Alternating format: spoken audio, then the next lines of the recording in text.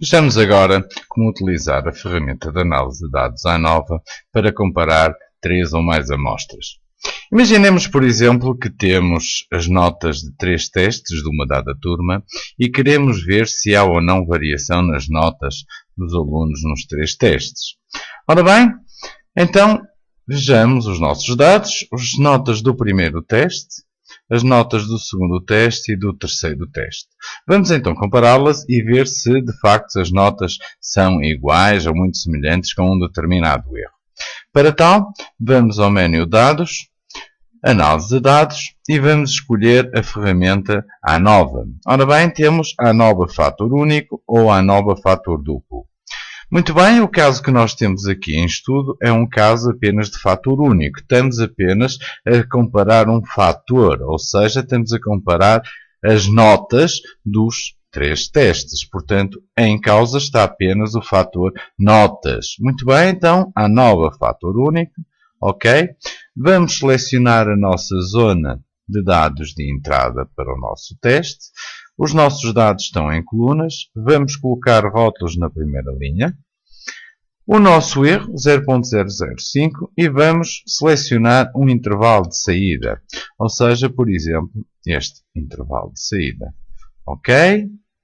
E aqui temos os resultados do nosso teste ANOVA.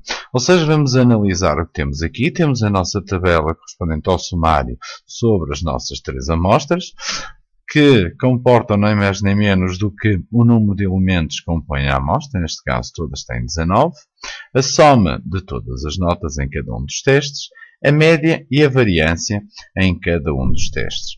E agora temos uma tabela comparativa da análise de variância, ou seja, o que se passa entre os grupos. Os grupos serão o primeiro teste, segundo teste e terceiro teste. Vamos então analisar e vamos ver o que se passa. Temos duas formas de concluir ou tirar conclusões. Ou analisando o valor P, o valor crítico, o valor de P, o valor de prova, ou seja, se este valor for inferior ao nosso erro, nós devemos rejeitar de facto a igualdade entre as nossas amostras.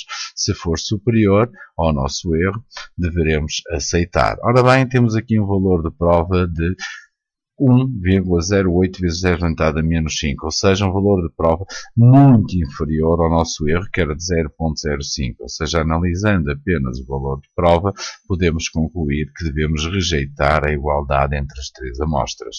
Ou então, podemos analisar e comparar o valor de F, o valor de F das nossas amostras, o valor de F de Snedecor, com o valor de F crítico para um erro de 5%.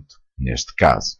Ou seja, o nosso valor de F é superior ao nosso valor crítico, ou seja, devemos rejeitar a nossa hipótese da igualdade entre as médias dos testes, ou seja, os testes são de facto, têm valores que são muito diferentes.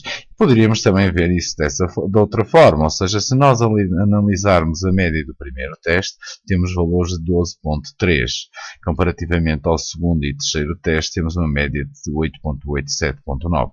Reparem que, de facto, o primeiro teste leva a que, de facto, não haja uma igualdade entre as notas dos 3 testes.